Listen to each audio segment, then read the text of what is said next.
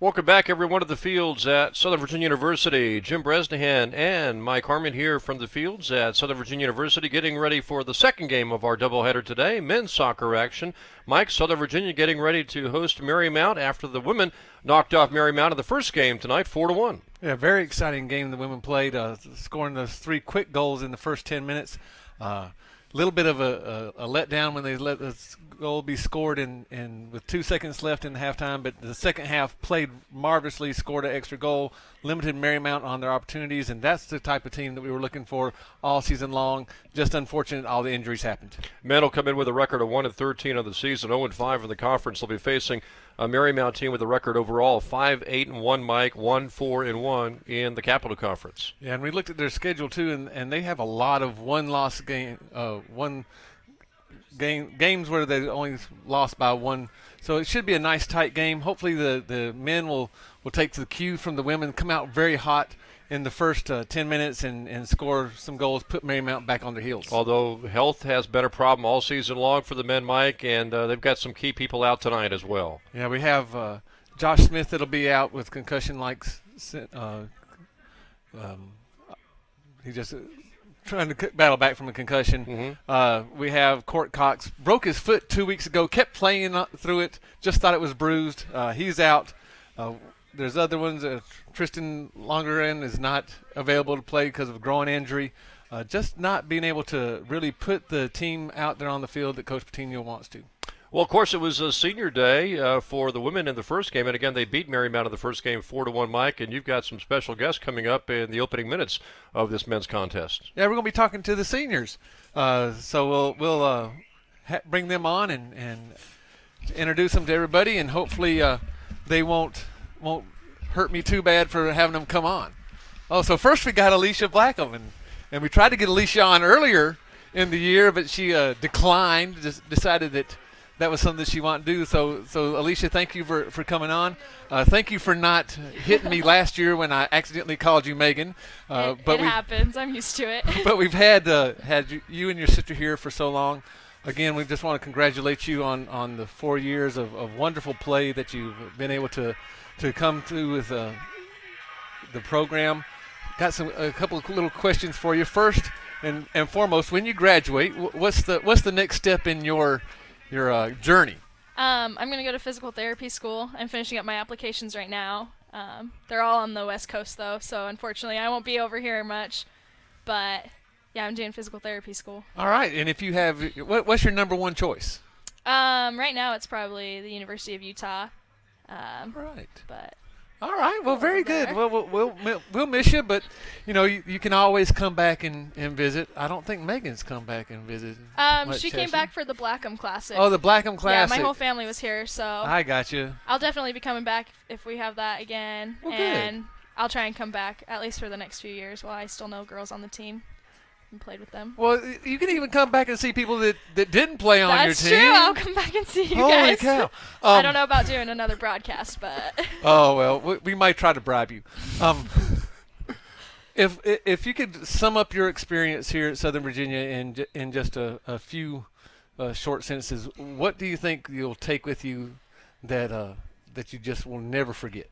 Oh man, I've loved it here all 4 years that I've been here. There's never been a doubt in my mind that this is where I should be, and I value the chance that I had to play soccer and the great education I got and the chance to be around those with the same values of me. So this is just everything I wanted and more, so it's been great. Well, good. Like I said, we've liked and appreciated watching you grow up from your freshman year on, and I've had you in classes, and we'll have you in another class, and it'll be fun. I know that your teammates tease you a little bit. You're one of the physics tutors and math tutoring and all, and on your senior sign they put, what did they put on it? They put the quadratic equation math formula until one of them wrote down, "Hey, I need a math tutor, call me." And they put their phone number and said, "I'll pay you." But it was my teammate, so I know the number and everything. Oh. It's fine. and will you charge them, or will you just help them out? Nah, I just help them out. Oh. I try and be a good spirit sometimes, and I just help people out as much as I can. Sometimes. Well, if someone was getting ready to try to make their decision, they want to come to Southern Virginia or not, what would you tell them, and what would you do to help them maybe get over the hump of coming? I tell them that even though it's far from home, it's totally worth it. You grow so much being out here, and you're never alone as long as you get out there and do stuff. Like my friends, I've got so many friends here that I'll have for life, and so you can't make a wrong choice by coming here and going out and doing stuff with people. It's worth it. Excellent. Well, thank you for coming and talking to us. I know you got a dinner that you want to get to, Yeah. and we got to get to the other two. And again, come back and talk to us anytime. All right, Good thanks, luck Coach with Harmon. the last two games. Thanks. Oh, now we got Jackie Barlow. Yeah. And Jackie's one of the ones, again, that injuries this year. You suffered I a know. great one, didn't you? Yeah, but I hit it just right, so they didn't have to reset it, so I was really lucky. That was, yeah, we saw you when you went down. Saw the blood. Saw the blood. They tried not to show it, but I saw it very quickly. And then we saw you come back playing with the mask. The mask was not How fun. was that, playing with the mask? I didn't like the mask because you can't see like the ball at your feet.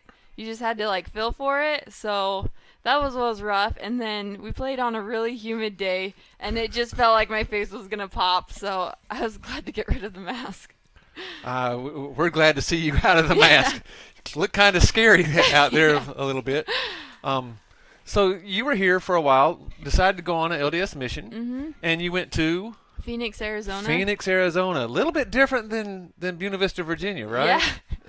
At least Really with the weather. Yeah. And then able to come back and finish out this last season. What did it feel like being able to score a goal on basically your day?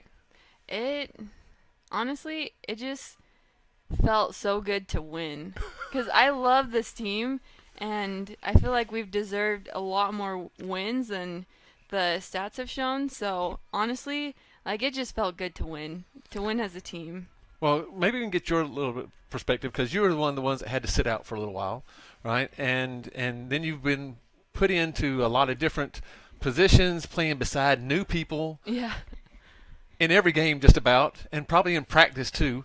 How do y'all keep everything together and not really start bickering with each other? I think it's just you have respect for each other, and what happens on the field should stay on the field.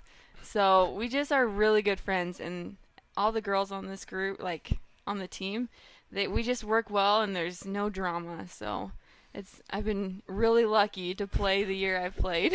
Excellent. Now, I asked Alicia the same thing, so the question, so I'm going to ask you. If someone was determining whether they'd wanted to come to Southern Virginia or not, what would you tell them?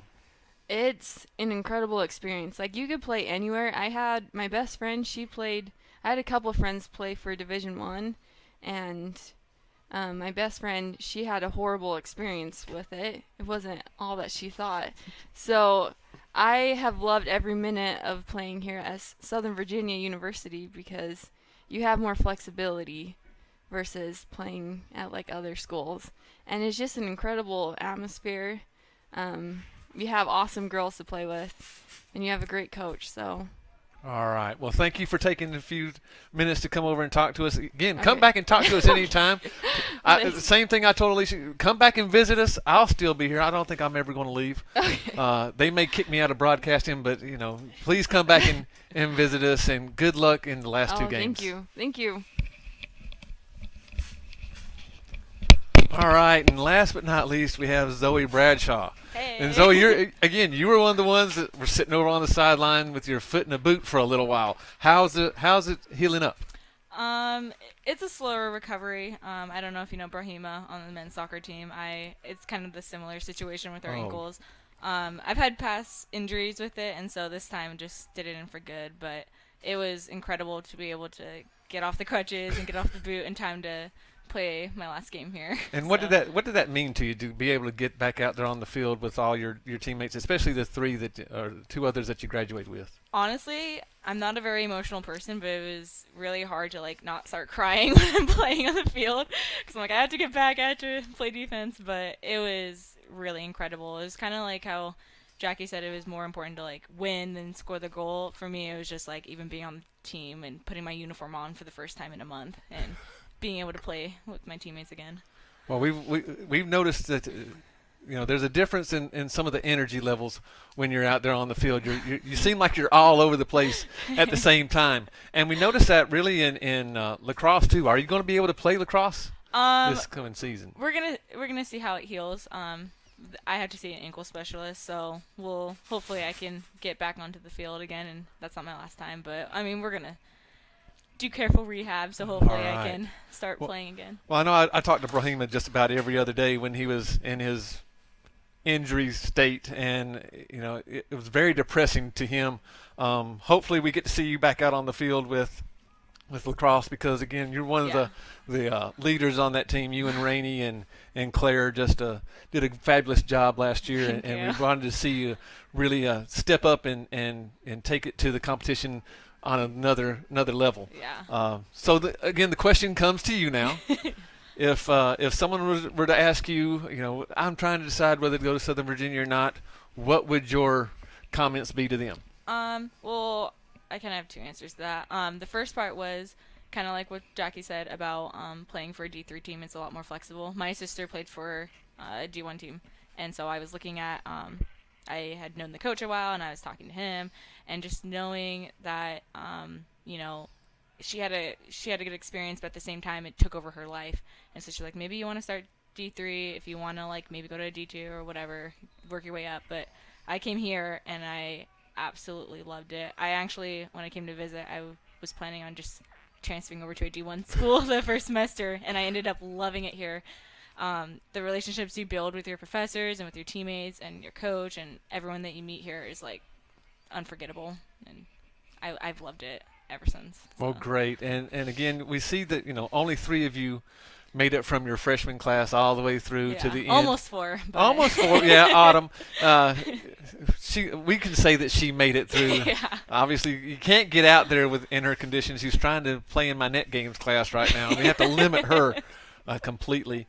But Poor Autumn. it's just great to see y'all come through and start from the very beginning and get through to the end. And hopefully more young ladies will follow in y'all's footsteps. Yeah. Again, we'll let you get to your team dinner now. Yeah. Congratulations, and again, good luck in the next 2 games. Thank you so much. And now we'll get back to our action here. Let's give you the starting lineup really quick as we saw the game start off with Southern Virginia. Starting in goal is number 32, Keenan Carroll. Then we have number 2, Alexander Dubé. Number 4, Sam Horman. Number 5, Colin Flynn. Number 6, Gabriel Ramirez. Number 7, Carlos Munoz. Number 8, Kenneth Fouchinet. Number 11, Greg Allen. Number 14, Brahima Mulaba. Number 18, Joseph Patino. And number 20, Noah Hogan.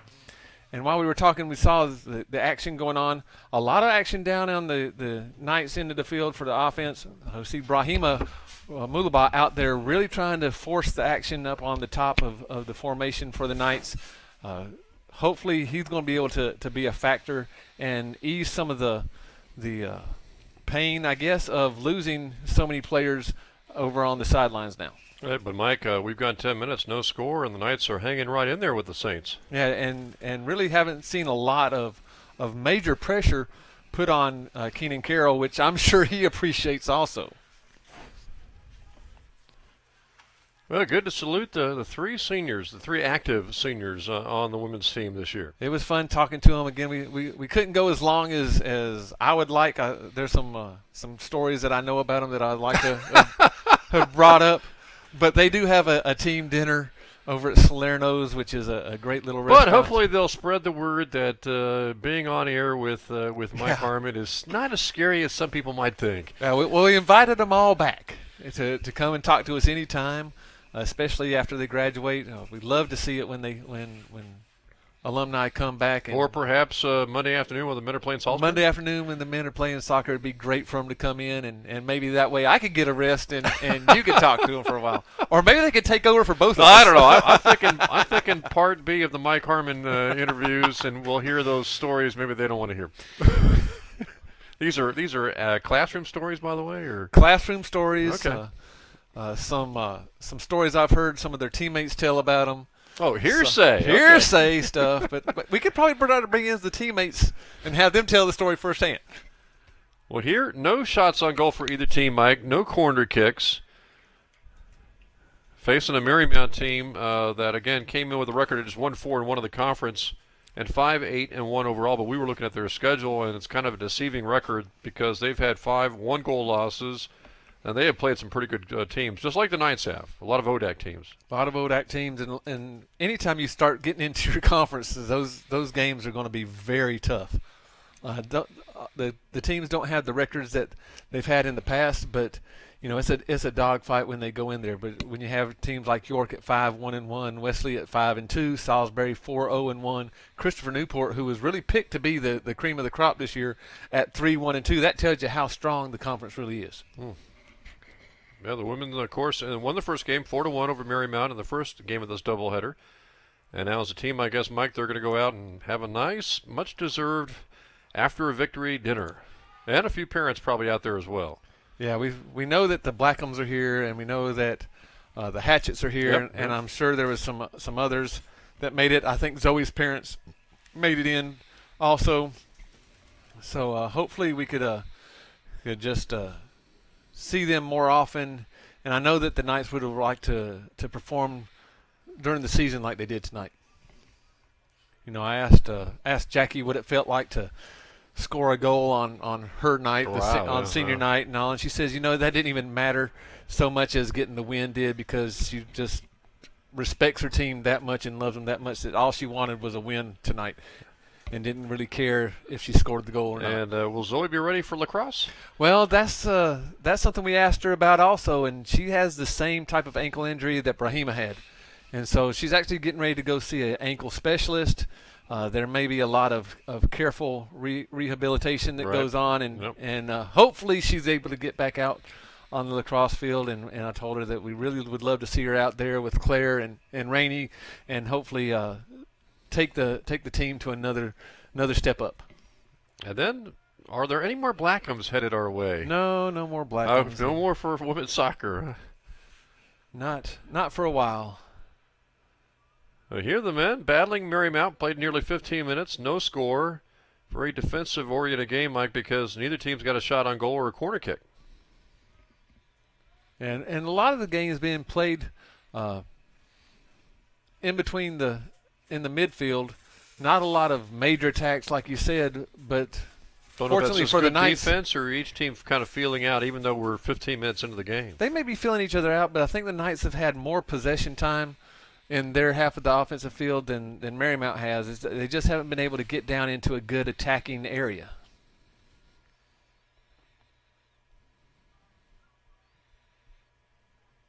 Centering nice. pass a little too far. Here's Colin Flynn coming up. Ball's taken away from him. Let's see if Marymount tries to counterattack.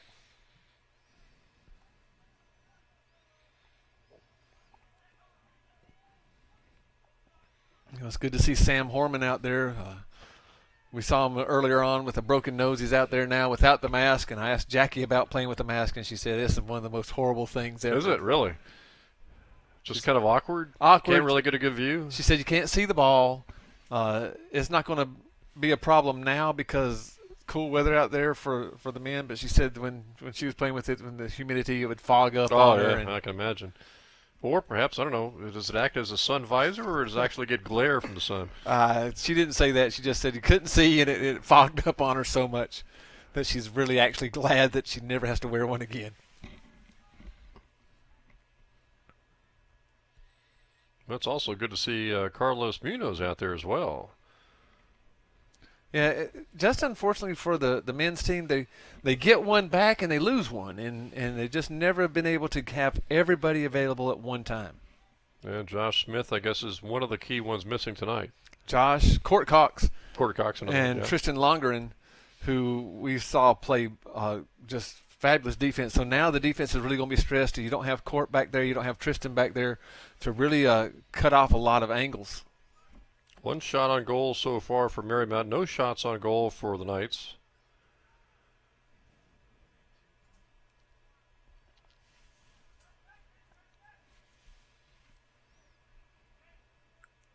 Oh, nice dribbling skills there by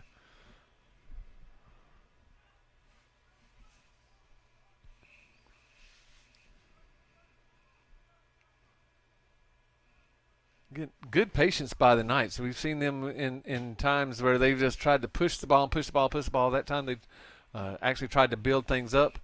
It's good to see Gabe Ramirez out there trying to really calm everybody down and get people settled in to where he wants them to be so he can help them attack. And you wonder, Mike, if this might be a game where the Knights, as we go along, just trying to make sure it's as short as a game as possible, where they possess the ball, try to keep it out of Marymount's hands, run a little clock, and obviously try to score a goal, but just try to shorten the game whenever possible. Well, I think they may take some of the cues from the ladies today, and say the best defense is a really pressing and attacking offense, not letting Marymount get anything building up toward the goal, and if they can keep it, like you said, on their half of the field, on their offensive zone, it doesn't let Marymount find any kind of rhythm. And, of course, the women were able to get 3 goals in the first 15 minutes of the first game to jump to a 3-0 advantage, and then when Marymount scored its goal, the Knights came right back in the second half with the only goal of the second half.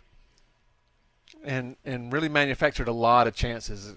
We talked earlier about the Knights had more corner kicks than the Saints did in the women's game, and we've noticed over the season, at least this season, that the team that manufactures or has the most corner kicks at the end of the game usually is the one that wins. So hopefully the Knights can manufacture some corner kicks and get some opportunities on goal and take advantage of those opportunities. Horman was fouled from behind, so the Knights have it.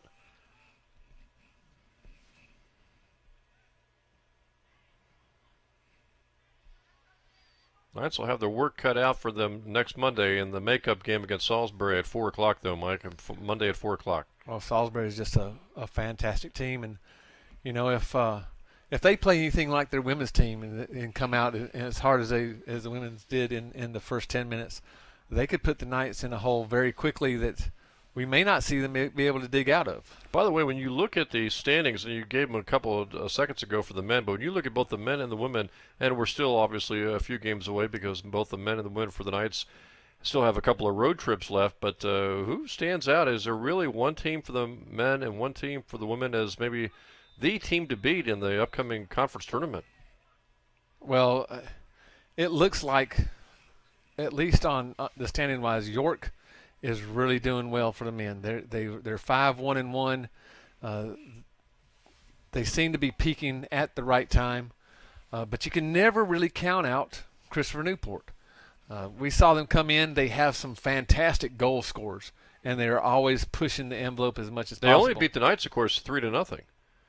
And admittedly, after that game, Coach Patino said that their goal was to really limit the opportunities of the captains and not really press forward a lot on the offensive side. Those are two that stand out, but you may be able to just flip a coin out of the top 4 and see who's going to be in there. For the women, I was really impressed with Salisbury after seeing them come in and play, and just the all-out blitz that they put. I know St. Mary's got off to a very good start. And they've only lost one game. And Newport's only lost one. And Newport's only lost one Although game. Salisbury hasn't lost, I believe, any, right?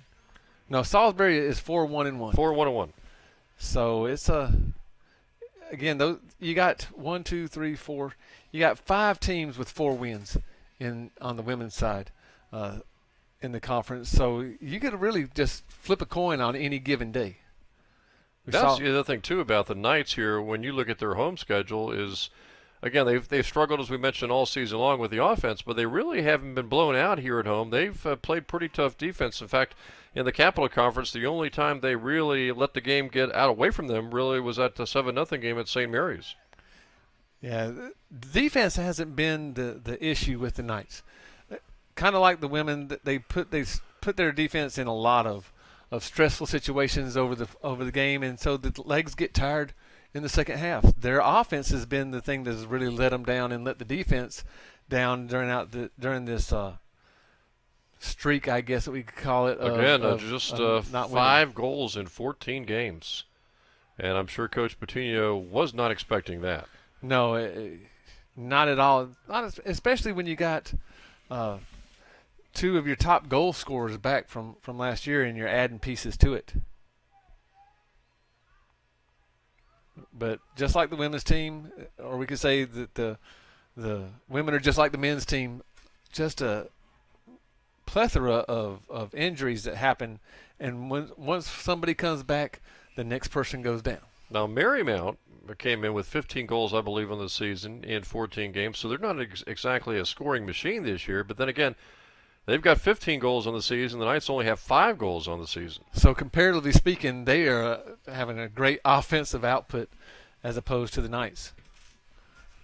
Checking on the volleyball scores, they're playing Marymount also. Lost the first set and down in the second set 17-10. Yeah, the volleyball team is trying to snap a losing streak, just a 2-game losing streak, but I think they've lost 7 out of 8. That ball hit the bar. Came almost went underneath the bar into the goal, but the Knights get a break there. Yeah, the bar very kind to the Knights. It's a tough shot. Keena Carroll just didn't have a chance to stop that shot. The bar stopped it, though. Yeah, it had a lot of velocity to it. And first corner kick now for the Saints. Not much offense in this one. No goal scored. First corner kick of the night. Only 1 shot on goal for Marymount. No shots on goal so far for the Knights. Left side corner kick. Header. And a nice save by Keena Carroll. Yeah, it's nice to see that lime green jersey rise up above other people and be able to pluck the ball out of the air. Question becomes, though, Mike, even though we don't have any goals in this game, whether the Knights can get the offense going just to get that 1 goal and maybe take the lead. Well, and the hope is if they get the first goal, that will spur them on just like on the women's team tonight. And we all know that you can't win unless you are able to score at least 1 goal, no matter how stout your defense is. And into the game comes one of the guys who's done a few goal scorers this year, Cade Lowe. Had that great goal that coming back in the first half in the Roanoke College game back on September the 17th. And he had a few shots, I believe, on goal on Saturday against Penn State Harrisburg.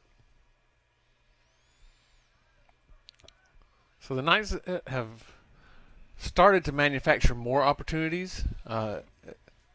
That game against Christopher Newport where they were only able to manufacture one shot on goal was probably the low point. Since then, they've been able to manufacture more opportunities. They just haven't been able to take advantage of those opportunities that they manufacture, and that's the next step in the progression of the Knights. They had a goal against Wesley on October the 10th, a 4-1 loss, but they have been shut out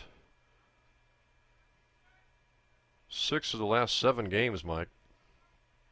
And just that 1 goal against Wesley separating them from 7 straight shutouts. No, and you never want to be the team that has that shutout streak by your name.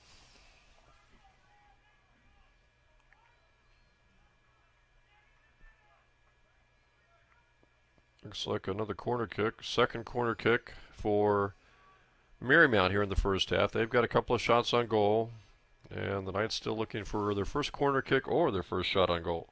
Yeah, and since about the 25-minute mark, the Saints have been able to push the Knights back into their defensive end and not let them out. Header attempt. And in. And in. Boy, great angle on that header by Marymount, and a perfectly placed corner kick, too. And just that quick, that header is just... Carroll was guarding, I guess, from his standpoint, the left side of the goal, and that header went right over to his left. Well, you're taught to follow the ball as it comes across the face of the goal. You're taught to follow the ball. He was doing his job, but number 4 there for the Saints, Rodney Nago, just was able to get up, and once you put your head on that ball at the right angle, it's really hard to stop. And while we've been talking about it all season long, where the Knights have not been able to manufacture more than 1 goal in any one given game, So you get down 1 or 2 to nothing, and it's really based on past experience, based on past results, Mike. It's a monumental deficit in some respects. It is. The Knights again need to go back to the drawing board and see some of the things that maybe we're looking at. I don't know if we're correct in our assumptions, but that came off a corner kick. That's manufactured offense right there. The Knights need to manufacture more corner kicks to take advantage of that. And the Knights have not, again, had a corner kick or a shot on goal so far here in the first half. We do have a Knight down on the field. I think it's Fouchene, maybe. I'm not exactly sure what happened. Play was going on for several seconds while he was down. Well, come out to check him out and see how he's doing. Hopefully it's nothing major, maybe a kick to the shin or he tweaked his ankle. Hopefully he's able to bounce back up. There he goes. Yep. But speaking of corner kicks, and it does look like it's a leg problem there, maybe. The Knights have only had 35 overall corner kicks, 8 in the conference. And the opposition? Don't have that Okay. those numbers. But as you say, Mike, you get corner kicks and you create opportunities. So Marymount gets the first goal of the game, takes a 1-0 lead. Knights trying to get their offense going here.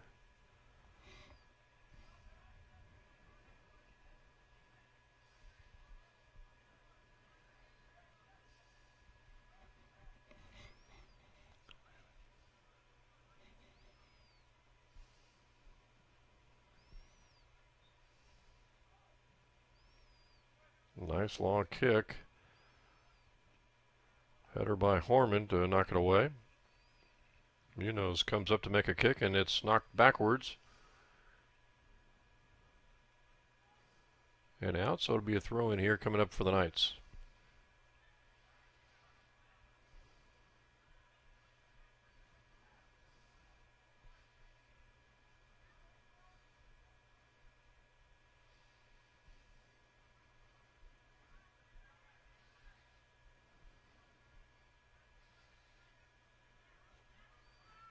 Knights trying to gain control. Colin Flynn trying to get it. Push from behind. Foul called on the Knights there. Nice sportsmanship by Colin, able to go over and help him up and say, sorry guy, just playing hard.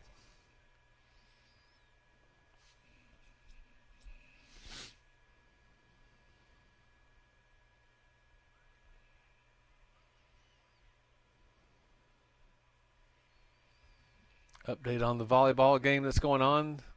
Marymount leads 2-0 in the third set. Southern Virginia's up 19-16. So the Knights trying to keep that match going.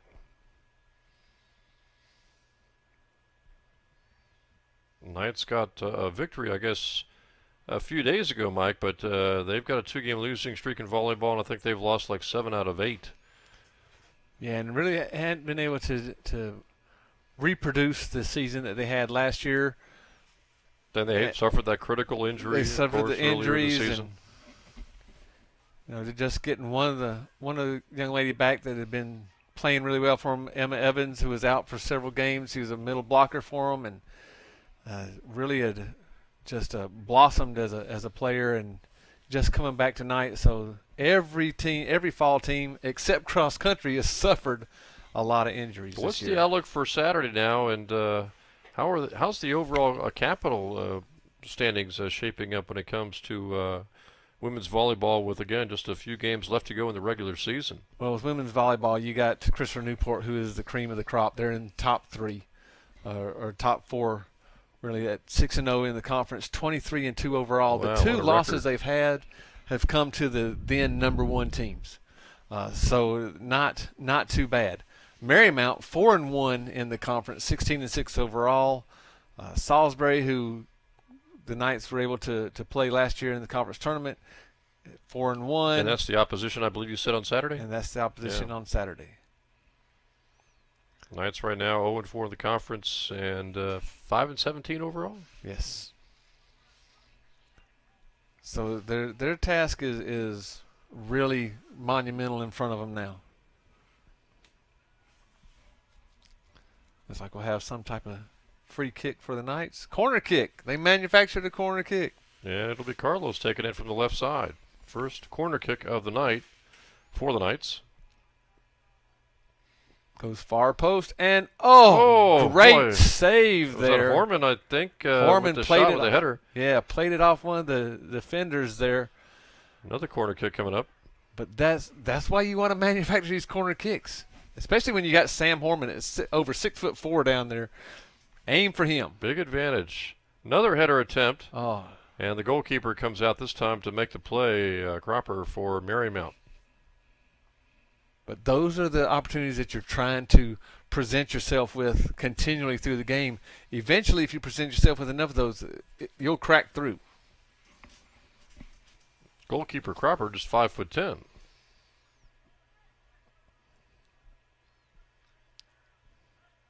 Nice pass up the right side for the Saints. Offsides. Offsides is the call.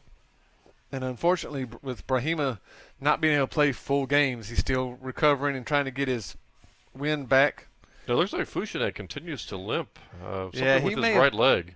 He may have taken a knee to the thigh or something. We can't speculate, but he's not bouncing around like he normally does. So Knights have a corner kick and a shot on goal. Still no one score in this game. Marymount got it a few minutes ago, and the Saints lead here 1-0.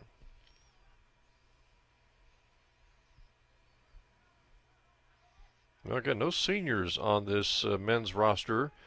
They've got one more home game coming up again on Monday 4 o'clock against Salisbury. And they'll be thinking about next year, too, with no seniors on the roster, but they'll be looking to stay a little bit more healthy, I think, next season.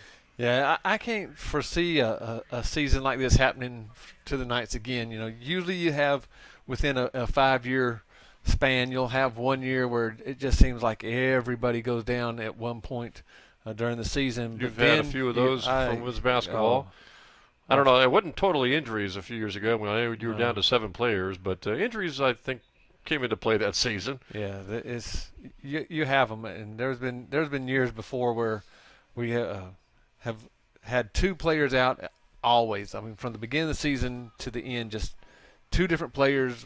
They'd come back, and then someone else would go out, and you could never get in a real rhythm.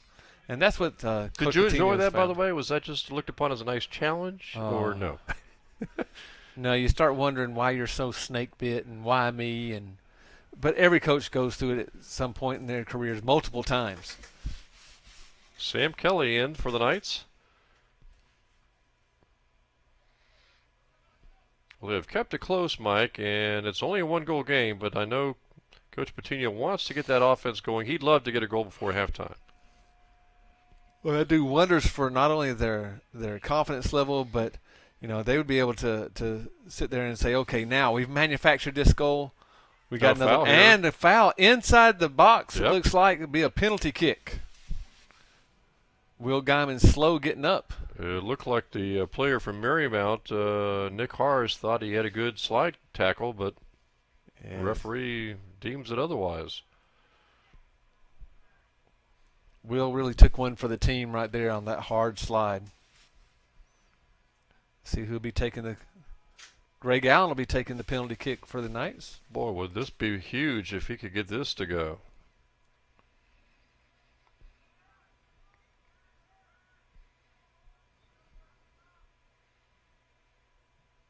Oh, he And got he it. Got it. Kind of faked out the goalie. Started left, went right. By the time the goalie realized it, it was too late, and the Knights have a goal. And that is their first goal since the October 10th Wesley game. It ties the game at 1. Yeah, nice low kick right inside the far goal post. Not a lot that the goalie could do. And now the Knights start to feel that momentum coming back to them. And we'll see in these next 10 minutes and change if they can try to manufacture more opportunities going to the goal. So the Knights trying to do a few things they have not done this season, Mike. Win a home game and score more than 1 goal in a game as they pick up their first goal with just about 11-minute mark here. Well, if Marymount's going to continue to play as aggressive as they are on the defensive end, I would send a lot of attackers with the ball through the middle of the field, try to get another penalty. Nice kick by Greg Allen to tie this game at 1. Now whistle on the Knights, it looks like, on Guyman. Yeah, Guyman got his feet tangled up with one of the defenders there from Marymount. Just a common foul.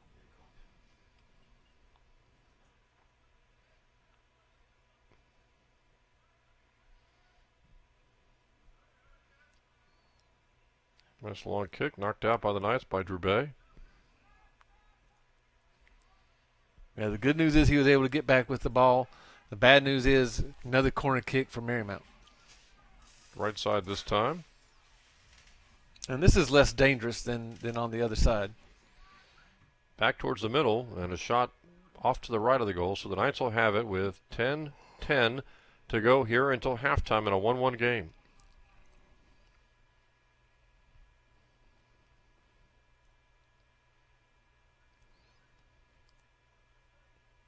Well, now that they pulled back all square with Marymount, they're not in that hole anymore. They can breathe a little bit more. Coach Patino's probably feeling a whole lot better without by not having to sit there and think at halftime, oh my gosh, we're down again. Are we ever going to score? And they can think about trying to get goal number 2, which again has never happened this season in any game for the Knights, scoring more than 1 goal. Quick start by Fouchenet.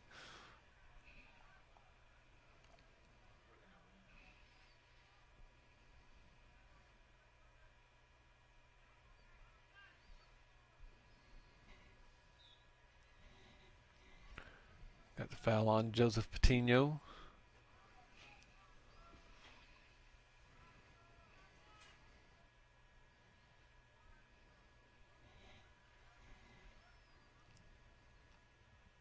We're starting to see some players starting to wear gloves, long sleeves.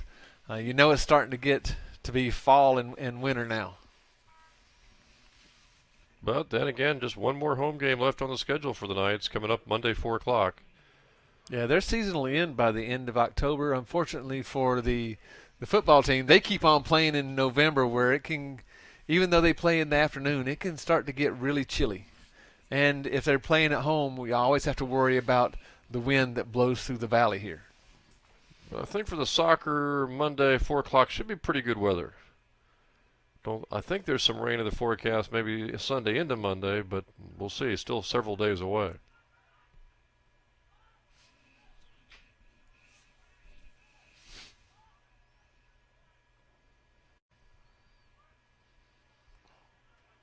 Harmon able to head it away momentarily. Marymount in the offensive zone trying to regain the advantage. Nice centering pass, and that shot over the goal.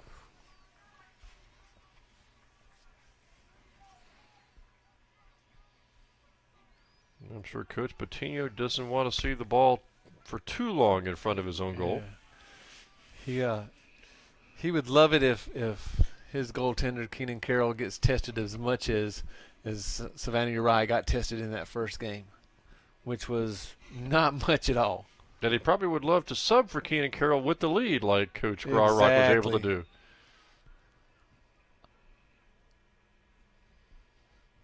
Looks like that foul goes against Marymount. Although a couple of players got tangled.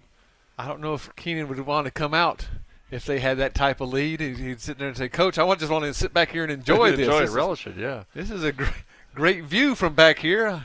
I'm not getting tested, and just let me be." Of course, Savannah Uriah came out of goal but didn't come out of the game. She went to play a different position. Yeah, she finally got to play back in her defender position where she was hoping to be all season long, and played in that first game against Bridgewater, but got pressed into duty as a goalkeeper after Rachel Miller went down. And we never really got to see, obviously, what kind of season Rachel would have had. Maybe we'll see that hopefully next season. And that was kind of like a domino effect. Once she went out, then that moved Savannah, which moved another person, and then the injuries started to mount. But you saw today with that 4-1 victory what could have been a almost fully healthy team really could do. Nice slide tackle there by Patino, but they call a foul.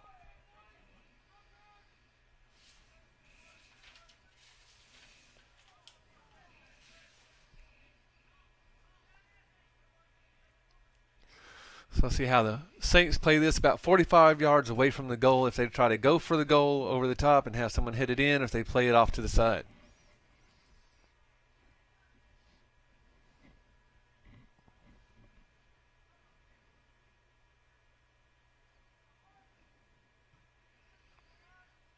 They go deep left side, knocked away by the Knights.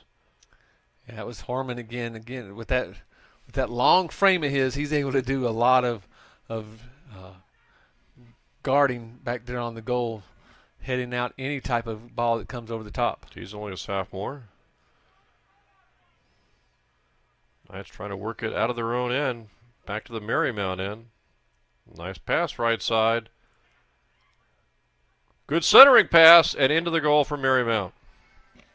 That really was a nice centering pass. It was. And once it got to the player that scored the goal, again, Kean Carroll was powerless to do anything with that shot.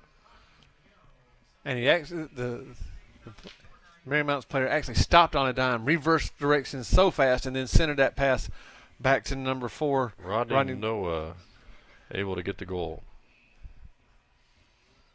That's a tough one to give up, Mike, at the 5:04 mark, when you've just basically tied the game just minutes earlier.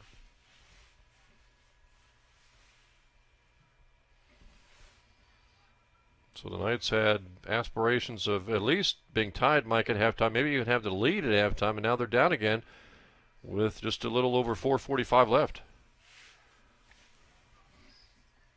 Well, again, it's going to be up to the Knights to try to manufacture another goal. Corner kicks, getting the ball going through the middle of the box, trying to get defenders to foul you. Anything that you can do to manufacture a goal, because goals don't come easy to you. They're just not going to happen. And now the Knights will have to do something they haven't done all season, get that second goal just to make sure that they are tied again.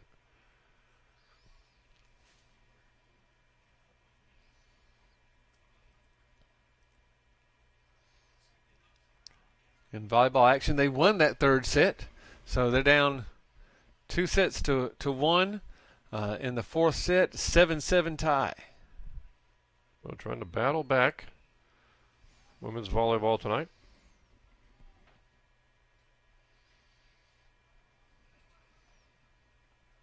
And if they can come back against Marymount, who is tied for second place in the conference, that would be a tremendous feather in their hat.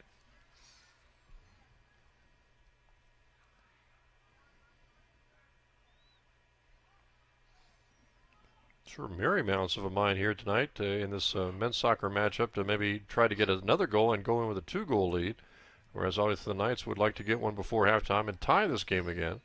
Yeah, well, the coaching staffs of all the teams do a lot of research, and they have to know that if you have a 2-goal lead on the Knights, that's almost a sure win, as the Knights haven't been able to score 2 goals all season in one game. Yeah, I mean, you never know what's going to happen, but you're basing it obviously on what has happened for all season long. And you're probably And if you're basing it on what has happened all season long, then this game's over, because the Knights have not scored more than 1 goal at all this season in any game. But again, we got the entire second half to come.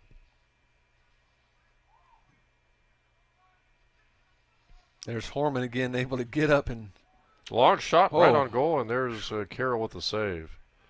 But certainly, basing it on the lack of offense the Knights have had this season, the one thing you don't want to do at this stage of the game is give up a 3rd goal. Yeah, if you give up a 3rd goal, that now you're really testing the limits of you being able to come back.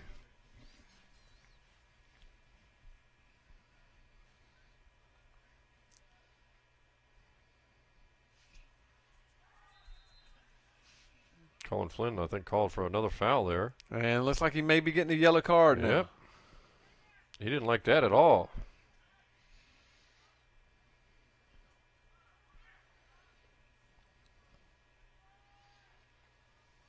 Not really sure why the yellow card. It looked like pretty much the same kind of contact we've seen throughout this first half. Well, it may be a buildup of what's happened throughout the first half. Collins had a lot of contact with a lot of players, and the referee may just be feeling like, hey, that's They may have a given little bit too warnings much. earlier. May have given them some warnings and say, hey, that's enough. And we don't know what it was, but if it was just for that single incident, that's not enough call for a yellow card. So it had to be something that built up. Looks like the Knights have a 3-man wall there set up. Towards the middle, cleared by Patino.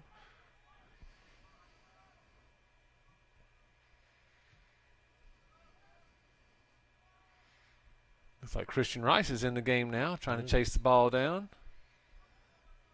And maybe have been called for offsides.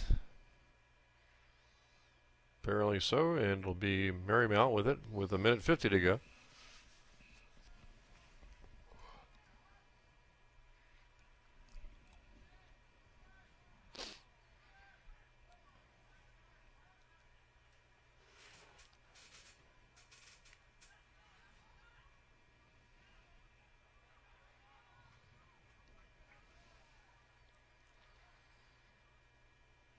Well, the Knights certainly in good position heading into halftime, Mike. They would have preferred to be 1-1, but even down 2-1, not bad shape. They've got a goal on the board.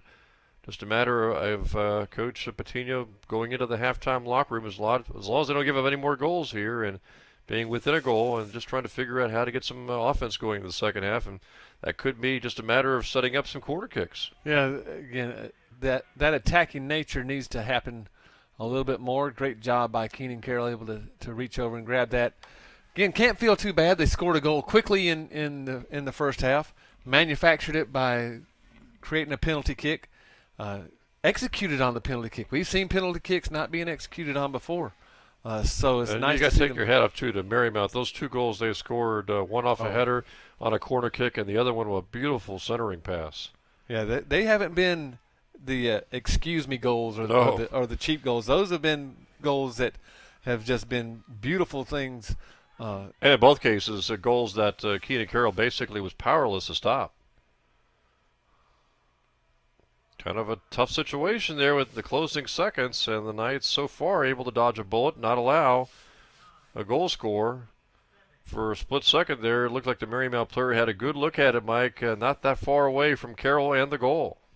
Yeah, the Knights did a great job of scrambling. That was number 19, Ahmed El Manueli from Egypt, who was really getting ready to test Keenan Carroll there, but some great scrambling by the Knights, able to keep that third goal out of the goal. Then before we go to break, a quick halftime volleyball update. The Knights are now on top in this 4th game, 14-12, and again down 2-1 in the match. Yeah, they're doing a great job. Again, like I said, Marymount is tied for second in the conference. If they can pull this match out at home, they have to really be feeling good about themselves going into the match on Saturday. So again, your halftime score in this men's soccer game. In the women's game, the first game, the women from Southern Virginia beat Marymount 4-1. In this men's soccer game, we are at halftime. It is Marymount 2 and Southern Virginia 1. We'll take a little break here from the fields at Southern Virginia University.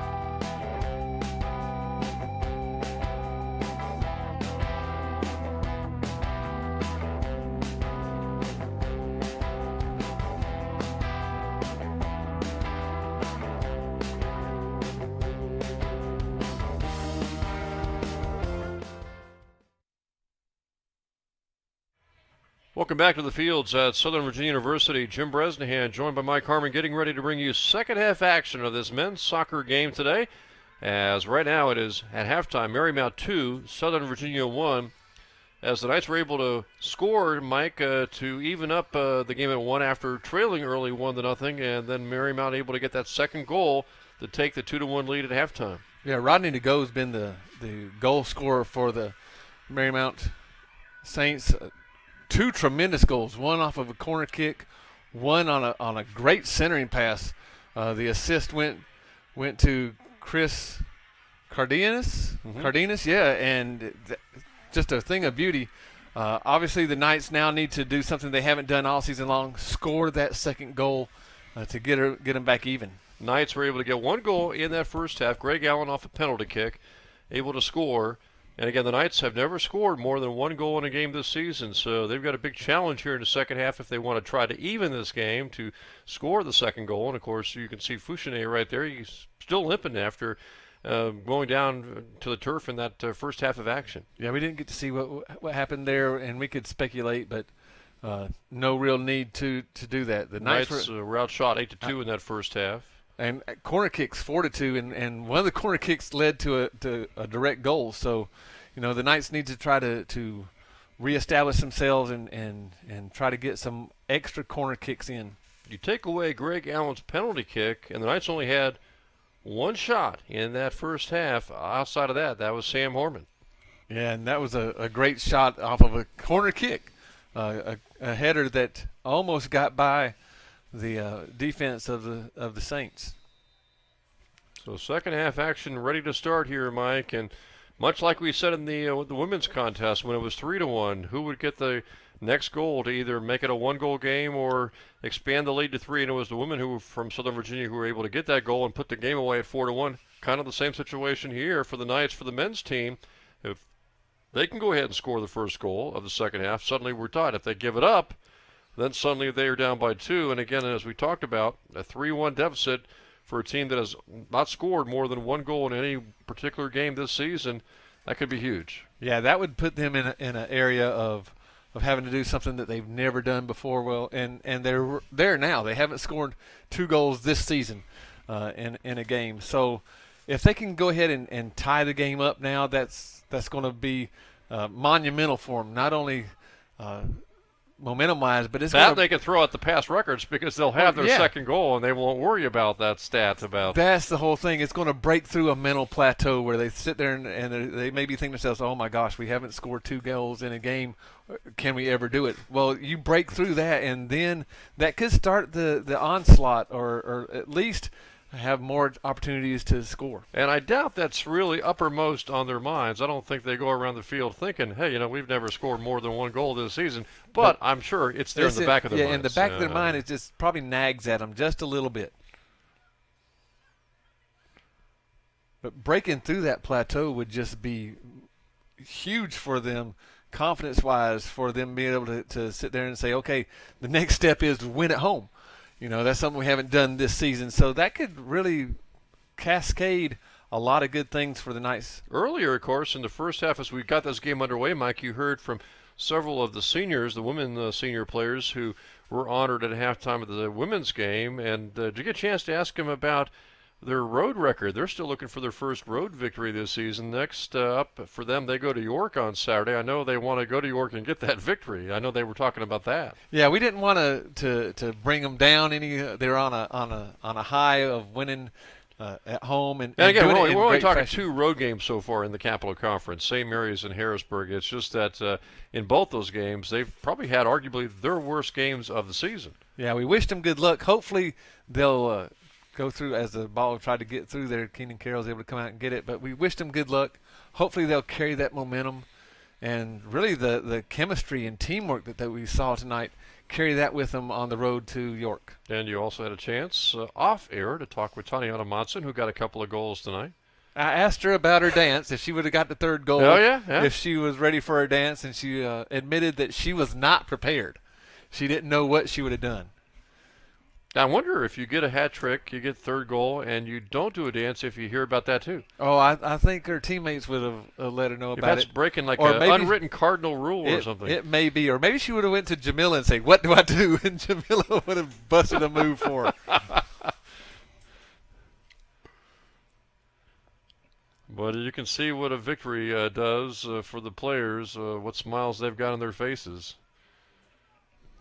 Well, In a very tough season where they've had a lot of injuries. And it just lifts a weight off your back. And now they're able to play a little bit freer and a little bit looser. Really, they have nothing to lose. They can go out there and just play the game as they think and know that they can play without having to play tight, because they're really not in the race for the tournament now. They're in the race to end the season on a high note. And the men would like to be in that similar situation if they can maybe put together some offense here in the second half and come from behind from a 2-1 deficit. Another little quick corner kick. Attempt at a centering pass. Nice punch out there by Keenan Carroll.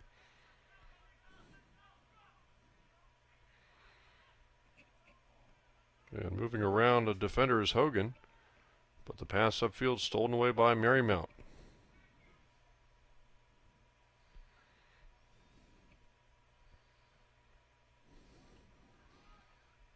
Yeah, the Knights are in dangerous territory now by letting Marymount be in their end of the field so much.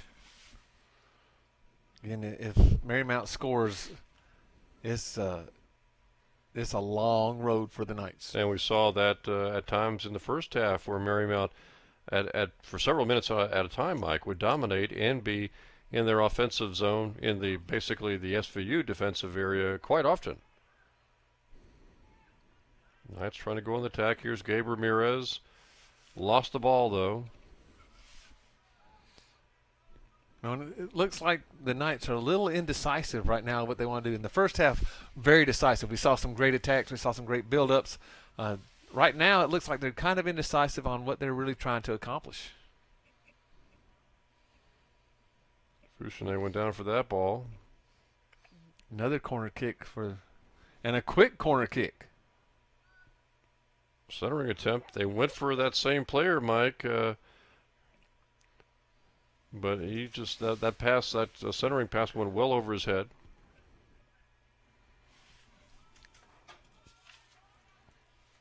That's Ahmed El Amanle from Egypt. He's 6'2".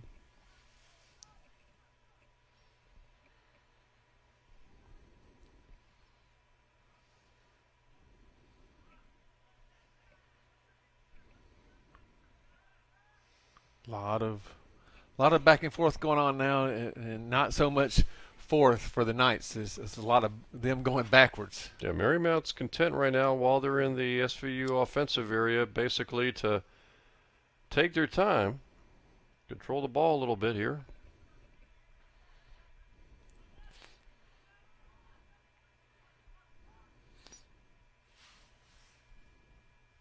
Knights just having a hard time, Mike, once they get the ball to maintain control and possession of it. Again, it's just that indecisive. Do I want to pass it here? And if you have to think, you're almost lost. This is almost has to be to where it's just reactionary to you see the pass or the player that you want to pass it to, and you make the pass automatically. Well, kick down towards the goal, but the goalkeeper right there to make the easy play.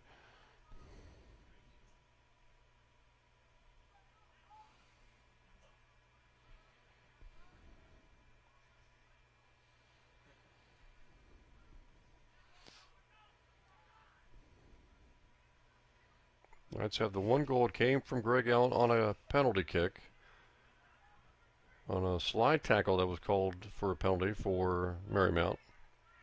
Munoz long outside and deflected and rises over the goal. Marymount's very excited about it, but it earns the Knights a corner kick.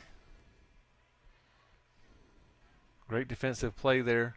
Don't know if the goalkeeper Cropper could have got to it. So nice defensive play, but again, corner kick for the Knights. Munoz from the right side tries to get it in the middle. He does, and the kick by Ramirez is too high.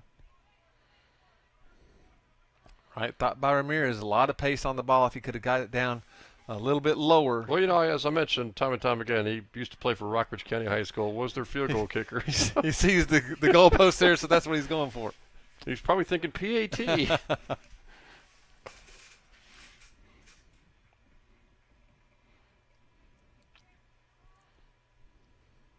Well, during halftime, we checked the volleyball score, and unfortunately, they weren't able to pull off that fourth set, so they lost 3-1. Good outing, though. But great outing. The fourth set went to 25-21. So, the Knights, again, continue to play hard, just aren't able to get over that hump, just like most of the fall teams that we've got going on right now. And they've got Virginia Wesleyan coming up on Friday and Salisbury on Saturday. Oh, I'm sorry. It's Penn State Harrisburg on Saturday. Oh, Penn State Harrisburg will be Saturday, 1 o'clock. Yes. And you'll have that one. You will not be webcasting Friday night the Virginia Wesleyan encounter. No, we'll just have Penn State Harrisburg. And then the volleyball team's away at York, at Mary Washington, and then at Wesley. So this is their last home game also. Just like soccer, winding up the season on the road. Whereas for football, their final game actually does come at home, I believe, November the 14th against CNU. And once all that is done, Mike, basketball not that far away. I think another week and a half. Yeah, also wrestling. I talked to the Coach Logan Davis, the wrestling coach, and their first wrestling match is the 3rd of November, which is coming up really fast. And then before you know it, we'll be getting into the spring sports, which really are winter sports because they start. When you're playing in February and March, yeah, it's winter sports almost. But we'll have. But seeing as most of the seasons end at the end of April, you don't have much choice. Yeah, we'll have men and women's lacrosse, baseball, softball. Take down there by the Knights. No whistle. Oh, and yeah, he looked looks like Corman got away like with the a shirt was pulled, just like the Marymount players saying. And maybe, I don't know, maybe the referee was too far away to make that call.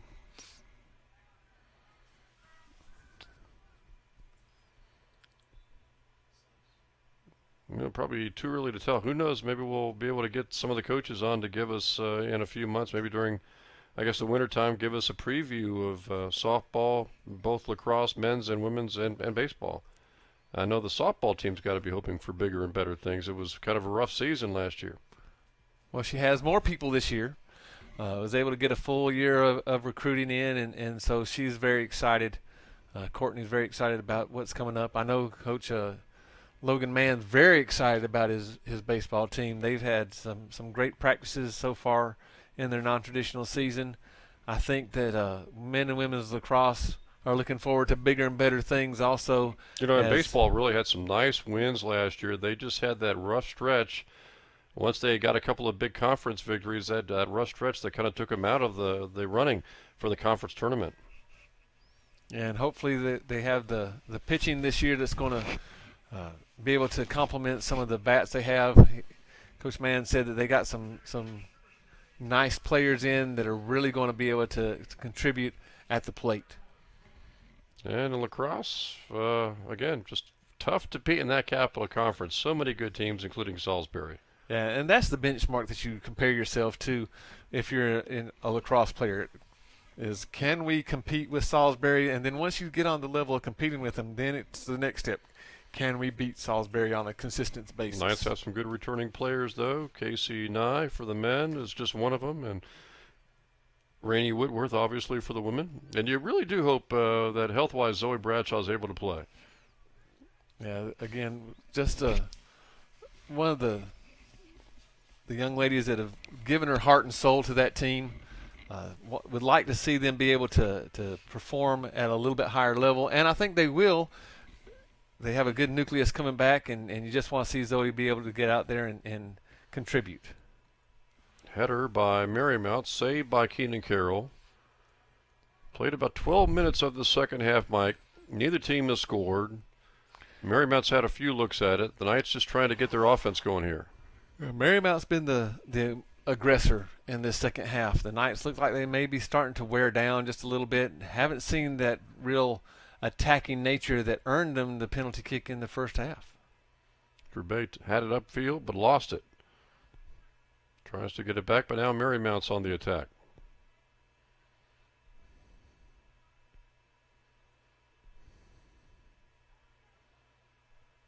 Colin Flynn trying to make a move to get the ball back.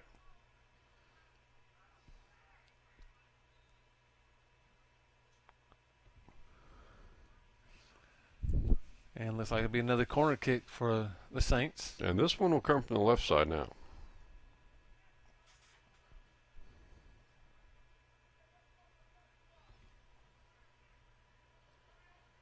Are they going to just give him a free kick right outside the box?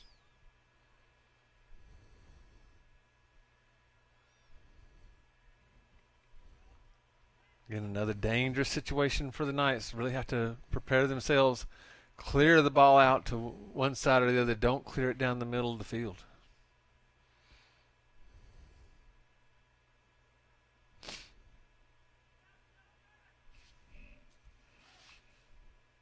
Attempting for a header punch out by Keenan Carroll. And a very smart play. Not wanting to risk the rebound coming off of his hands, just clear it out to the side by a punch.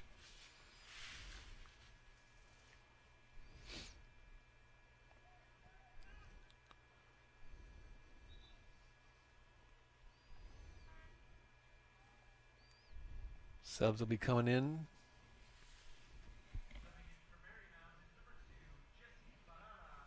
Looks like Morgan Palmer going to check in here for the Knights. And Christian Rice comes in. So again, a lot of subs coming in, trying to find that magic combination that's going to get the next goal for the Knights. Knights have not been able to get guys like Carlos Munoz and Mulabal really heavily involved in the offense too tonight. And of course, both those guys have been injured this season. Well, especially in the second half, they really haven't been able to get the ball even close to going toward the offensive end. And there's a steal right there by Marymount. Off of Munoz, picked up by Keenan Carroll.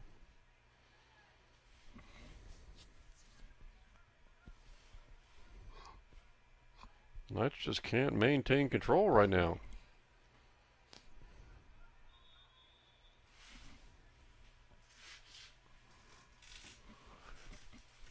Again, it almost looks like indecision. Do I want to make the pass? Do I want to try to go around? Do I want to dribble it? Just don't know exactly what they're trying to execute right now. In the first half, totally opposite. Looked like they were all on the same page. They all had the same notes from Coach Patino, and they were executing very well. And Marymount's got a certain amount of advantages here, Mike, with this 2-1 lead. They can play either an attacking style and try to go for a third goal, or they can kind of hang back and rely on their defense. Well, and it looks like they're trying to get that third goal because in the back of their minds they're thinking, hey, if we get that third goal, there is no way Southern Virginia can score enough to catch up to us. Right now, with just a one-goal lead, you could almost say it's 1-0. And so they know that, one little mistake happened or one great play by the Knights and we're tied up again. But with a 2-goal lead, there's not a lot that the Knights have shown in the past that they can do to make that up. Yeah, if you base this on past history, based on the schedule so far this season, then this game's over because Southern Virginia has never scored more than one goal in any game this season. I'm sure the coaches will say, well, you can toss that right out the window. Yeah, you can, and one of the reasons why is you got a different mix of players out there. You don't have the same players that have given up goals or not been able to score goals. So just like the women's team, just the chemistry and the consistency hasn't been there because of the injuries. And we talked about at least the 3 injuries that we know of players that we saw play major minutes for the Knights: Josh Smith, Court Cox, and Tristan Longeren. And, really, Lonergan, after that Washington League game, I'm not really sure how much playing time he has had since then. We saw just, obviously flashes of his athleticism in that game, and you just don't know what Lonergan being out there all these games, what difference he might have made. Certainly on the defensive side. Yeah, it would be nice to see, not only from our standpoint, from the coach's standpoint also. That, and he's a freshman, so he's got time, obviously. But when you're a freshman and you miss that much playing time, Mike, that's tough. Yeah, it can really start to get you depressed a little bit, start to make you press a little bit harder in trying to come back. So our training staff has done a great job with all the injuries we've had, making sure that when a player gets back on the field, they are able to perform at a high level and not injure themselves further. Had to be tough for the guy with the ball right now. Mullibaugh, 14, sophomore, missing a lot of time this too. Well, I talked to him about it every other day, and he was just chomping at the bit to get out there. And again, our training staff was making sure that he was fully functional, able to cut without pain, and before he was cleared to get out there. Now we see a yellow card on Kenneth Fouchonnet. Fouchonnet hit the player from behind. Yeah, it looked like he wasn't really trying to play the ball just because of the size differential. Fouchonnet is not able to get up as high as the Marymount player.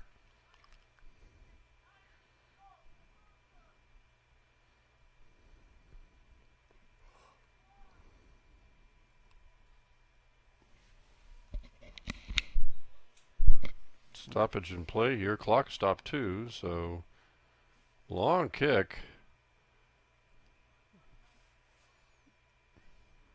Marymount keeps it in. Setting up for Fouchonnet with the slide tackle, knocks the ball loose. But again, Mike, the Knights trying to go upfield on a clear, just can't maintain control of the ball. No, and that was on both the passer and the receiver. The pass really didn't have enough pace on it. The receiver, Christian Rice, wasn't able to come back and step back toward the ball. And we see the result. The ball gets stolen away, and the Saints get to have another chance at scoring.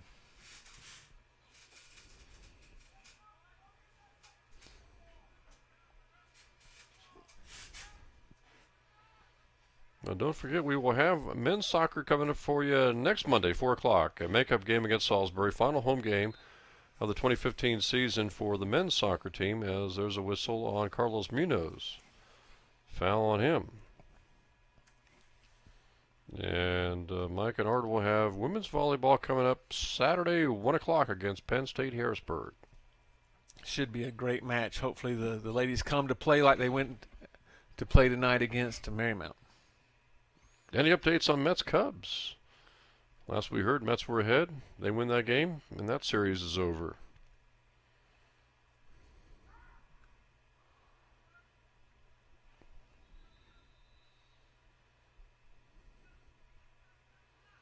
And it looks like the Mets are surging ahead now, 6-0 over the Cubs.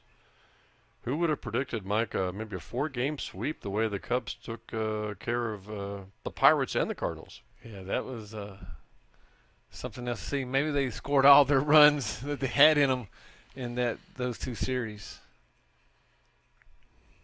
Boy, it would be tough to pick between Kansas City and the Mets. The way the Mets are playing with their pitching, hard to pick against the Mets right now.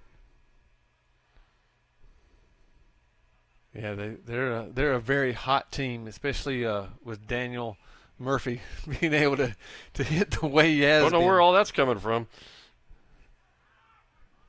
Knights trying to go on the attack here, down again only by 1. Well, Monday's forecast is really great for the Knights to be playing soccer. A high of 65, no chance of rain, so it should be a great day for the Knights to take on Salisbury. Especially starting at 4 o'clock and not around 7:30. Yes.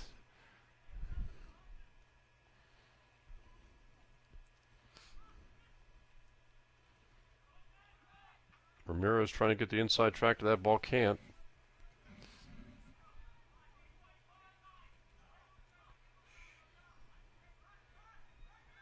Christian Rice on the right fires a shot left and wide of the goal. You know, and just nobody really following up on those centering passes for the Knights. We saw on the women's game how they've made that adjustment, and not just one person going toward the goal, but multiple people. A great centering pass we saw a couple times just not able to put the ball back into the back of the net. But the Knights on the men's side really haven't been able to follow that up. As you can see, the Knights are only down by 1, only have 3 fewer shots on goal, only 3 fewer corner kicks. But the clock is starting to wind down, Mike, and once you get under 20 minutes, you start thinking about, hey, that 1-goal deficit really looms larger and larger. Pass to Mullabaugh, knocked away by a Saints defender. And now a whistle on Mullabaugh. Mullabaugh has some words for the referee.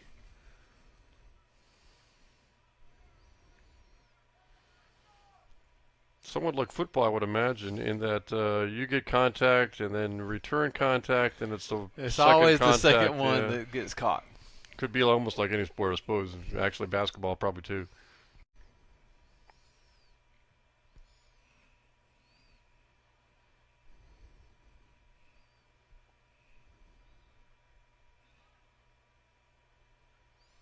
Subs coming in now.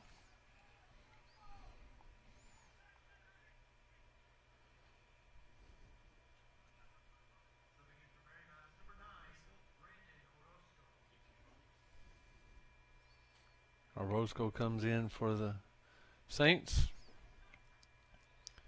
He's a 5'10" freshman from Manassas, Virginia.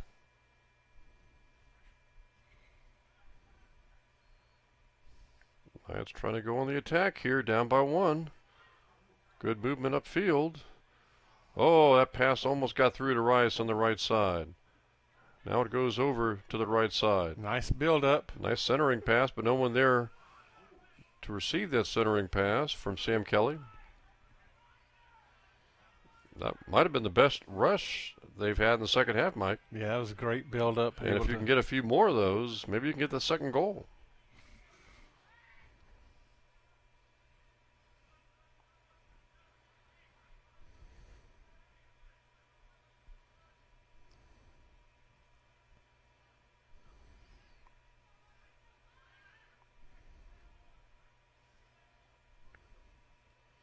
Let's try to space things out a little bit. Gradually move it upfield. Palmer to Carlos.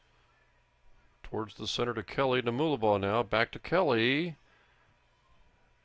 And knocked away momentarily by the Saints. Now, this is the best 2 attacks that we've seen the Knights have in this second half. Knocked out. Knights ball. Throw in by Christian Rice.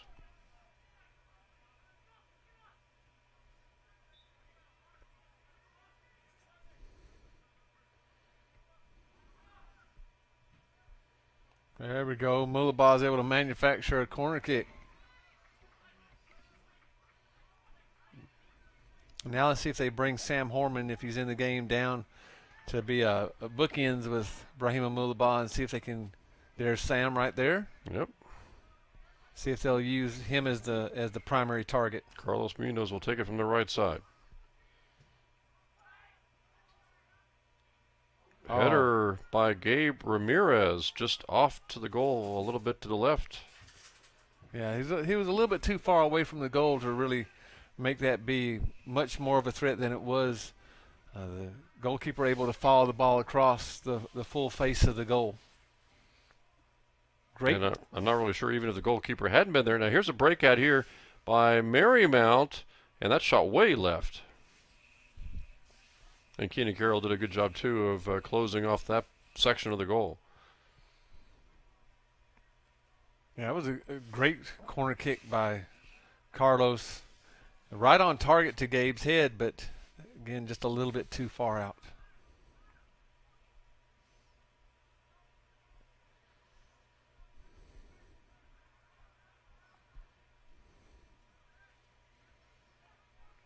In a game like this, Mike, with the clock starting to wind down a little bit, Knights really need possession.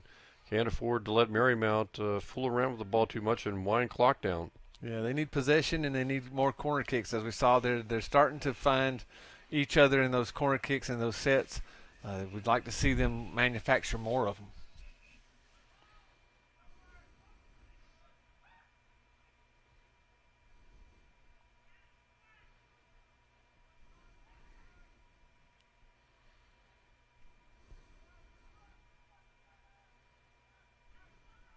Yeah, the one-touch passing by the Knights tonight hasn't been as effective as I'm sure Coach Patino would like.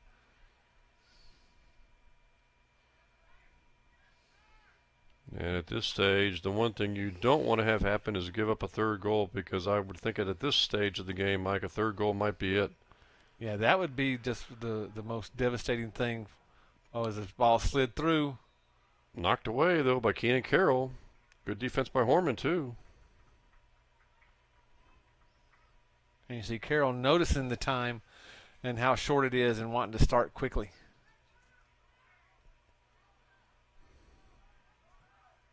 I think they even called the Marymount player offsides.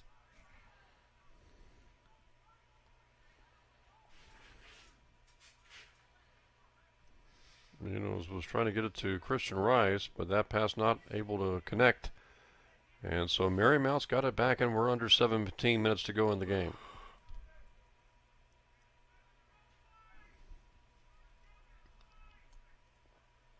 Marymount still searching for that third goal to really almost cement their win. Knights desperately trying not to allow that third goal and manufacture their own. That hit the arm of the Marymount player.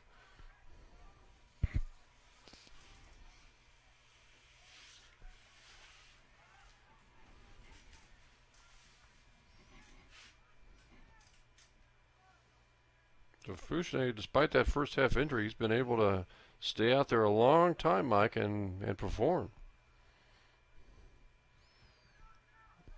And again, I would imagine due to the injuries, the bench is a little thinner over there for Southern Virginia. The bench is a little thinner, but the group that he has out there and the subs that have come in for the Knights so far have really done a great job. The 2 goals that Marymount scored, they earned. Right side to Gay Ramirez. I think someone's going to be called. Are we going to have an offsides here? Fouchenet's talking to the ref.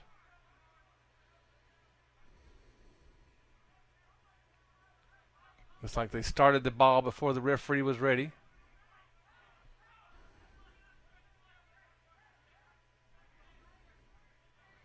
So the Knights will have it about almost 33 yards away. His kick. Yeah, got redirected there. It looks like it's going to be a corner for the Knights. Yeah, left side for Carlos this time.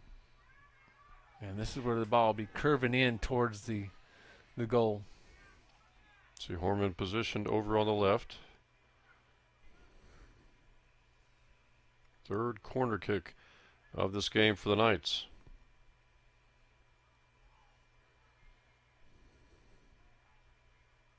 Carlos taking his time getting the ball just right, because these chances are becoming, more and more Could well be the critical. last corner kick of the game for the Knights. You never know. Yeah, this is a critical juncture.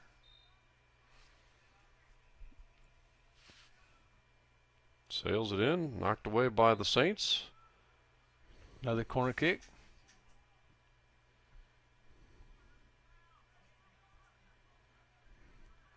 This will be their 4th one of the night.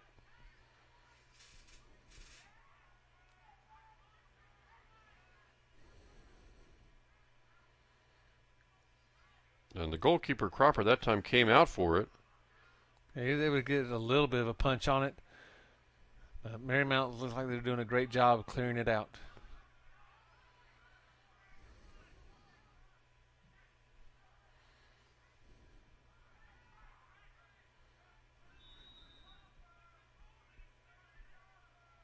Got an injured Saint player down momentarily on the field.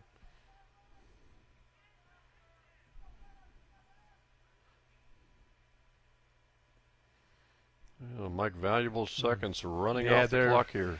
They're running off the clock quickly, and you can start to see the Marymount Saints being very, very deliberate on some throw-ins and some free kicks, taking the time that's allotted them to the very maximum.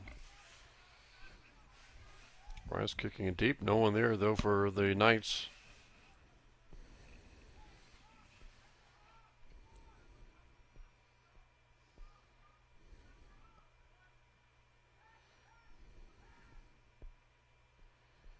Oh, nice little sneaky pass through there by Marymount, but Kenny Salas, Carroll was very aware of what was going on. Yeah, Salas, number 16, just wasn't aware that pass was coming. He was looking right, and the ball came to it looked like his left leg, left shoulder.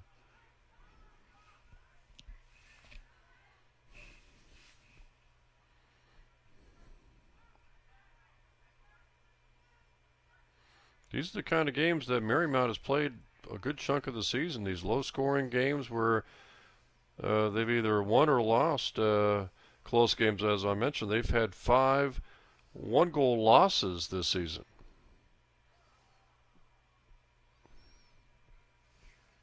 Another major attack on goal by Marymount Saints, and this is something that the Knights really can't afford to let happen.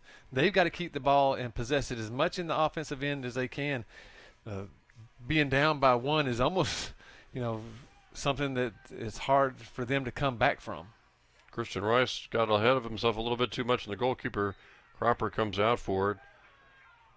Yeah, the Knights can't afford, obviously, another goal, Mike, but they can't even afford allowing Marymount to have possession of like that where they'll chew up a lot of clock. Yeah, and these discussions by the referee and linesman, that's even chewing up a lot more clock. Yeah.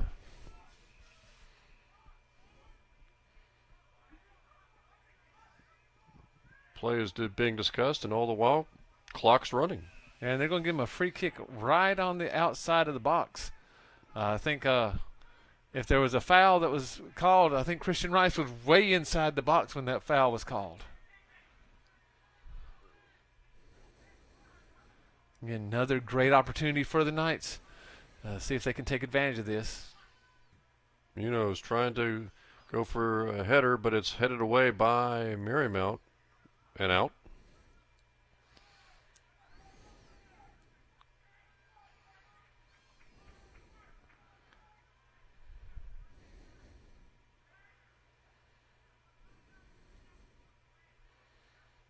Knights have almost caught up in corner kicks. 5-4 Marymount. Another corner kick. So 5-5 now. And the Knights are almost in like little panic mode here, which is something that they need to be in for the full game. It's almost like if on a basketball team you're behind with 3 minutes left to go, you start that full court press, try to bring yourself back. These are the type of plays that the Knights need for the full game. From the left side this time, Carlos Munoz with the corner kick. Looks like the referee may be over talking about the time on the clock and what it's supposed to be. Orman's in the middle this time, middle of the pack basically. And they aim for him, but it's knocked away.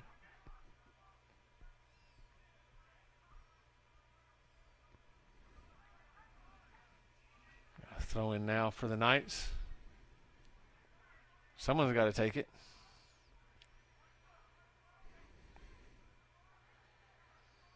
So Fouchenet will take it for the Knights.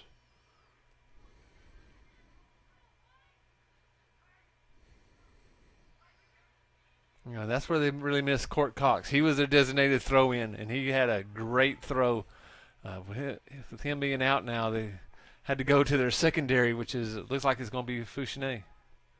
And now Marymount tries to go back on the attack as we are closing in on the 10-minute mark in this game. Oh, slick move there.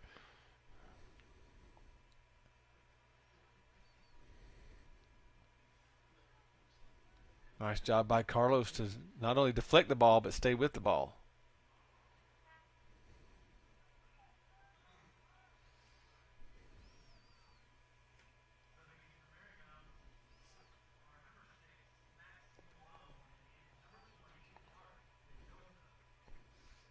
Malone and Mendoza check in for the Saints. And with these substitutions, the clock continues to tick down.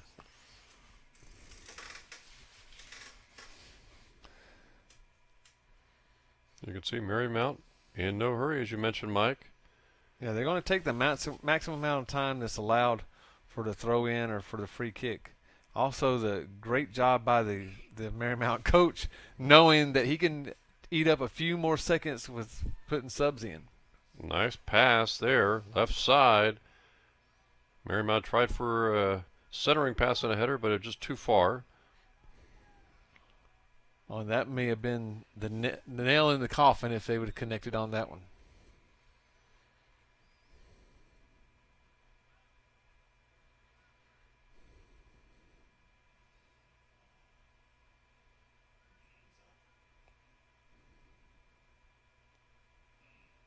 Have an injured Saint trying to limp off the field. Number 10, Carlos Sanchez, senior from Hyattville, Maryland.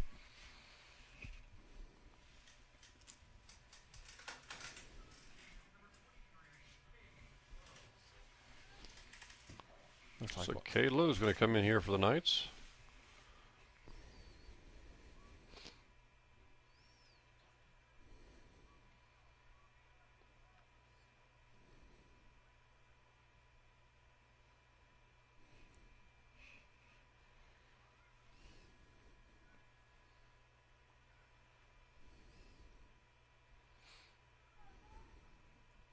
Looks like Joseph Patino's over starting to warm up a little bit.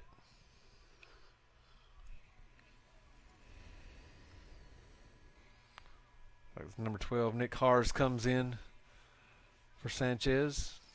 And play ready to resume now with the clock down to 9:17 to go in the game.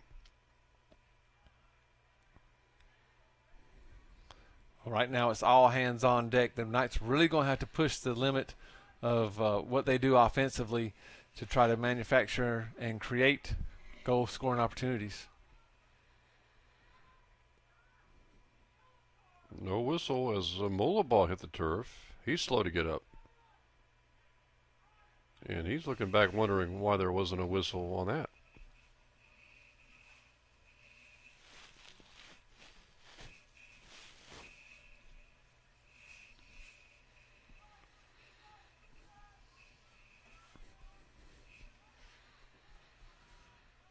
So Molaball comes up slow. Again, a lot of time being taken off the clock on these little deliberations. The Knights need to just not have anything to say to the referees. Let's keep playing, guys. Let's go. Time's going. Yeah, at this stage, Mike, with just a little over 8 minutes left, you realistically wonder how many more builds or opportunities the Knights are going to have here in the offensive end. And there's a corner kick now for the Knights. At least one more. And that time the Marymount player couldn't believe the call. Thought maybe Rice hit him from behind.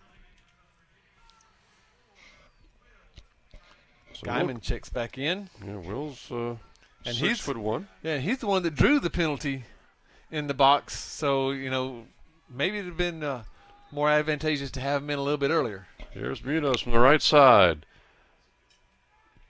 High effort there. The ball hung for a long time. Mike Rice tries to get the kick, can't. Munoz tries to center, knocked away. That ball hung up there for the longest time. Another corner kick here for Carlos. This one too far. Hit the upright. Hit the upright and bounced back. Wonder if he was a high school kicker also. So the Knights now have 7 corner kicks. They actually lead in that category, but still trail where it counts the most, 2-1 on the scoreboard in the goals. And despite all these corner kicks, they've not been able to get that 4th shot on goal.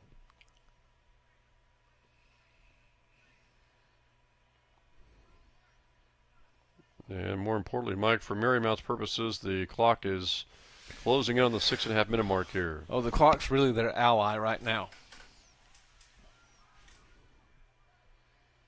Hard hit there by Morgan Palmer on the Marymount player.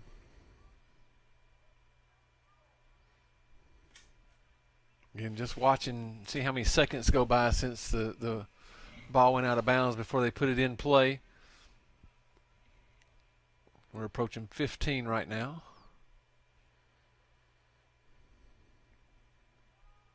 $20 seconds they were able to take. And that would have been a moot point of all the time they could take if they would have scored that goal right there. Pass ahead, but it got away from Christian Rice and it's knocked away by Marymount. Yeah, it looked like that might have been a great opportunity for the Knights. Just came off of Christian's foot way too hard. Over to the left side to Cade Lowe. He battles for it.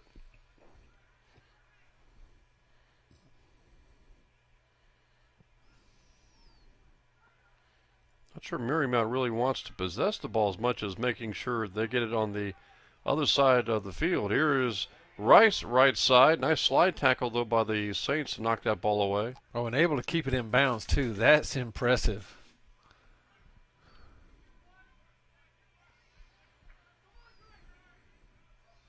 Knights try to start the ball quickly, which they have to now. They're down against it under 5 minutes.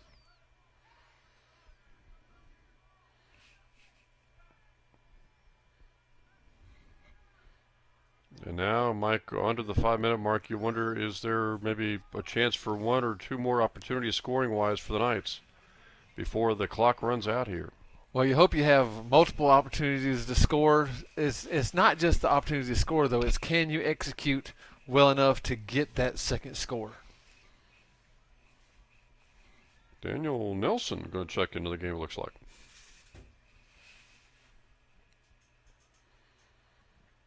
He's a sophomore, 5'11".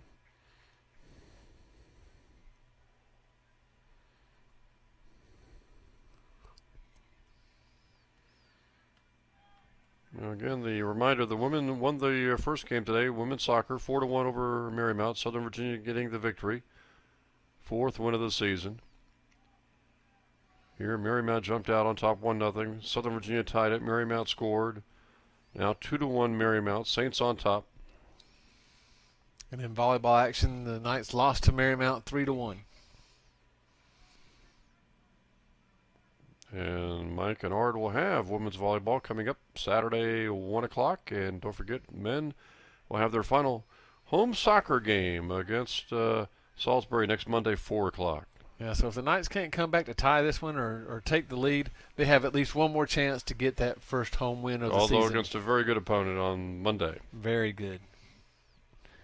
And with really no time to prepare for them because they play Saturday at York, come home, have the mandatory day off and 1 and 7, and then turn around and play on Monday.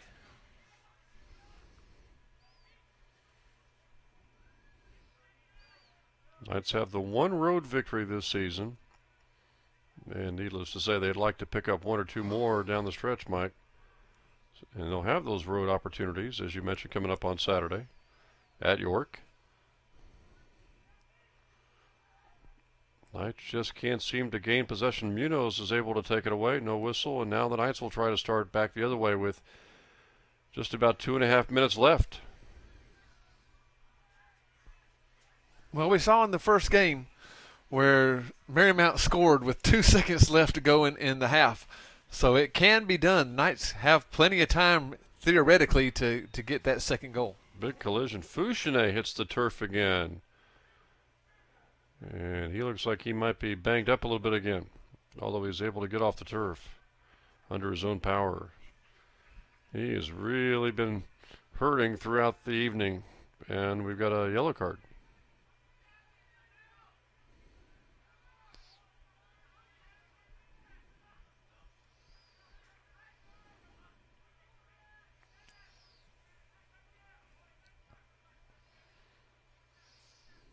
Munoz with the free kick, and this is a little bit better angle than a corner kick. And from the left side, let's see if they try to sail it in for a header here with 2:13 to go. Towards the middle, knocked away. Oh, good Cade Lowe opportunity there, and he just sailed it wide right. Had a good look at it, Mike. Yeah, that might be one of the last opportunities the Knights have that good. I mean, he was wide open, tried to play it right off the bounce. Just rushed it a little bit. Yeah, just got his foot up underneath it. And again, you don't know how excited you get when you see that wide open, the ball's right there at your foot. Just put a little bit too much adrenaline to it. Yeah, you're trying to strike it hard, obviously, to get it past the goalkeeper, especially if you can get a shot off before he's really alert to it. Under 2 minutes to go. Knights still trail here by 1. It was 2-1 at halftime, so we've had a scoreless second half.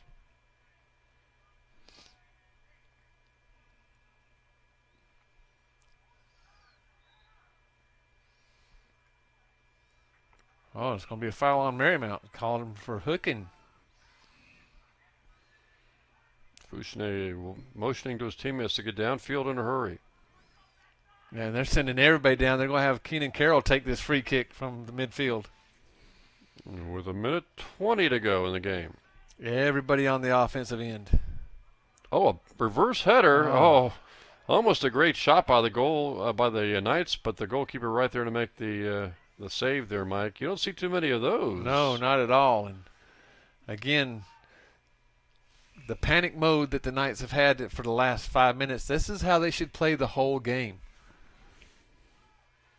Knights trying to move it down the field with less than a minute to go. Marymount right now not thinking about any third goal. They're just thinking about getting it out of their end. With the clock down to 40 seconds.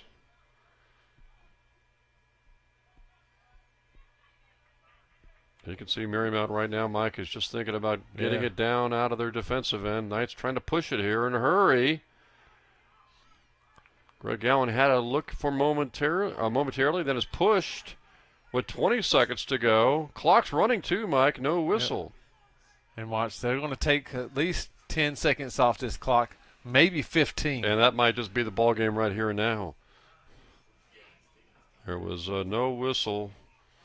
Marymount will kick it deep, and that's going to be the ball game, Mike, as Marymount hangs on for a 2-1 victory. Tough loss for the Knights. They really battled here in the second half, just never could get that second goal. Yeah, the opportunities presented themselves. They were able to manufacture more corner kicks. This is the type of offensive strategy that we'd really like to see the Knights employ for the rest of the season. Hopefully against York on Saturday, they'll be able to put it together and score more than just the one goal. And on Monday against Salisbury, able to see some really good play by the Knights. Yeah, the Knights now dropped to 1-14 on the season, 0-6 in the conference, while Marymount improves to 6-8-1 and 2-4-1 in the conference. So, Mike, as you mentioned right there, they've got a road trip coming up to York on Saturday, and then back home for their final home game Monday, 4 o'clock against Salisbury.